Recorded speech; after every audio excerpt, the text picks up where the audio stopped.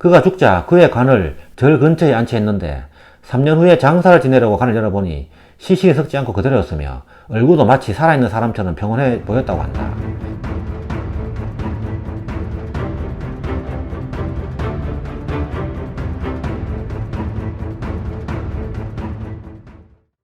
천재방랑자 매월당 김시스 편입니다.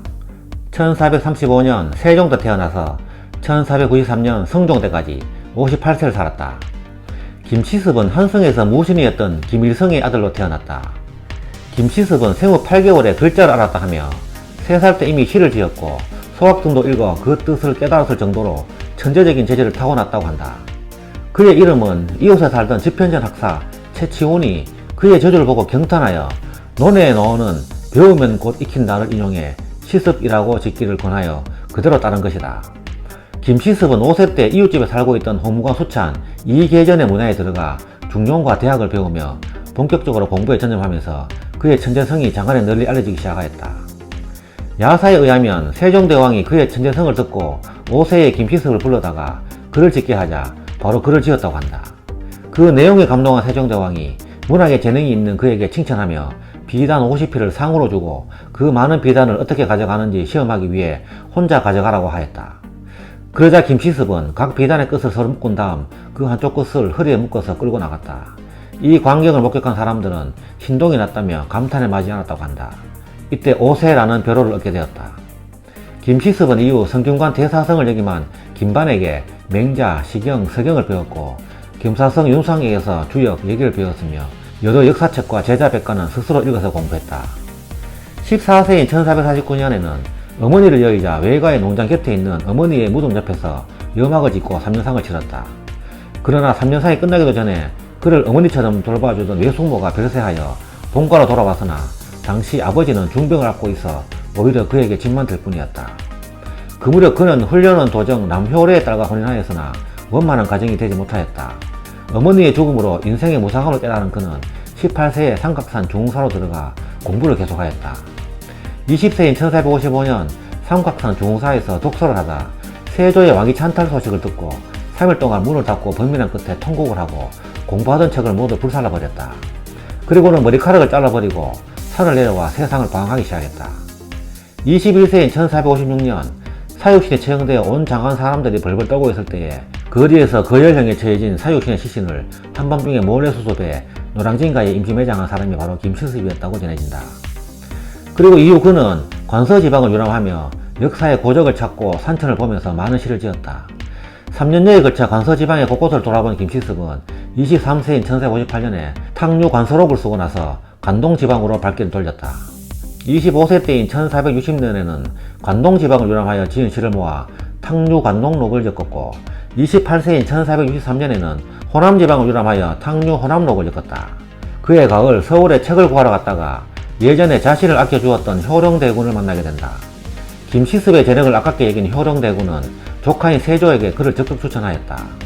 그리하여 김시습은 세조의 불경 번역 작업에 참여하여 열흘간 내불당에 거처하였다. 그러나 당시 조정의 대부분을 차지하고 있던 개유정난 때의 공신들이 그들먹거리는 모습을 보고 세상사가 다시 역겨워진 김시습은 경주에 있는 금호산으로 들어가 직거하고 만다. 이후 그는 수재를 하여 조정에 청거되었으나 떠도는 생활을 하면서 벼슬자리를 모두 거부했다고 한다. 하루는 억지로라도 끌고 간다며 포졸들이 들이닥치자 달아나 논밭에 걸음을 주기 만든 똥통에 스스로 빠져서 자 이런데도 날 주상에 데려갈 테냐 가봐야 니놈들 목만 날아갈 텐데 라며 비웃었고 포졸들은 미쳤다고 그냥 가버렸다고 한다. 김시습은 젊었을 때 신숙주에게 많은 도움을 받아 항상 고맙게 생각하고 있었는데 신숙주가 세조의 왕위 찬탈에 동조하는 것을 보고 나서는 그를 증오하기 시작했다. 하루는 길을 가는데 신숙주가 가마에 타고 길을 가고 있기에 이놈 선왕의 신신당부를 어긴 이 못난 놈이라고 호통을 치자 신숙주는 아무 말도 없이 서둘러 그 자리를 떠났다고 한다. 30세인 1465년 원각사 낙성식에 참가해달라는 효령대군의 요청을 받고 다시 한성에 올라와서 찬시까지 지어주지만 효령대군과 세조의 만류를 뿌리치고 곧바로 다시 금호산으로 돌아가 버린다. 그곳에서 김시습은 속세와 완전히 단절하고 6년여 동안 머무르면서 최초의 한문소설인 금호신화와 상거배경을 비롯한 여러 작품을 썼다. 금호는 경주 남산의 봉우리 금호봉을 말하는데 금호신화를 이 산에 있던 용장사에서 스님으로 머무를 때 썼기 때문이다. 31세인 1466년에 김시습은 충청남도 공주군의 지역 유지들과 함께 동학사 숭모전을 중축하고 숭모전 옆에 단을 쌓고 사육신과 단종에 관련되어 순전한 신하들을 추모하였다. 36세인 1471년 또다시 효령대군의 청에 의해 한성을 돌아왔으나 20년 가까이 세상과 겉돌았던 그로서는 번잡한 한성 생활에 잘 적응할 수 없었다.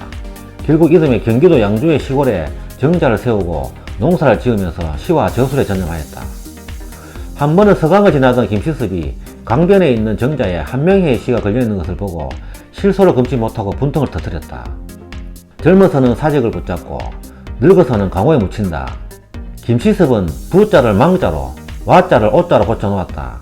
이렇게 두 글자를 고쳐놓고 보니 시의 뜻이 완전히 달라져 버렸다. 젊어서는 나라를 망치고 늙어서는 세상을 더럽힌다. 그의 해악에 지나가는 사람마다 배꼽을 잡고 웃었고 이후 사람들은 이 시를 읊었다고 한다. 나중에 이 사실을 알게 된 한명희는 노발대발하며 시를 적은 종이를 찢어버렸다고 한다. 46세인 1481년 안시의 딸을 맞아들여 아내로 삼아 대를 잇기로 한 김시습은 머리를 기르고 고기를 먹기 시작했다. 그러나 이듬해 아내가 죽고 조정에서 폐비 윤씨 여론의 분분함을 보고 세상을 한탄하며 다시 머리를 깎고 이산했다. 그 후 떠돌아다니다가 충청도 홍산에 있는 무량소로 들어가 말년을 부처에 흩어가며 지내다가 1493년 이곳에서 병으로 사망하였다. 향년 58세였다. 김시습은 유언으로 화장하지 말고 묻어달라고 당부하였다. 그가 죽자 그의 관을 절 근처에 안치했는데 3년 후에 장사를 지내려고 관을 열어보니 시신이 썩지 않고 그대로였으며 얼굴도 마치 살아있는 사람처럼 평온해 보였다고 한다. 이 모습을 본 스님들은 그가 부처가 되었다고 생각하여 시체를 화장하고 사리를 봉안했다. 사리는 부여군 무량사 부도에 봉안되어 있었는데 일제강점기 때 비바람으로 부도가 훼손되자 부여박물관에서 봉안하고 있었다.